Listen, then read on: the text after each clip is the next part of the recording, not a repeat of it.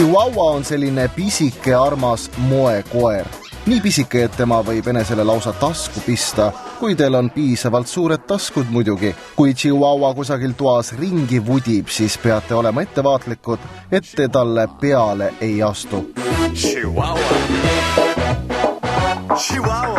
Eestis on loodud Chihuahua klubi. Täna kogunes ligi 30 selle koerakese õnneliku omaniku koos oma pisikestega Tallinnas Basilio koerte kohvikusse pidu pidama.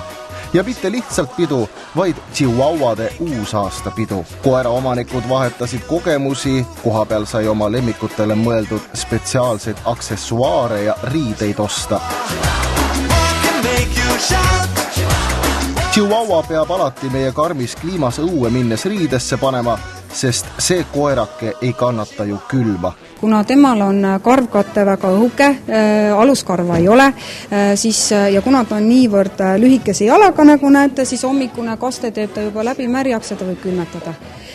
Muidugi me saaksime minna ilma riieteta õue kuni 10 minutiks, aga Chihuahua soovib ka lõhnu tunda ja teiste koertega tuttavaks saada, seega paneme koera riidesse.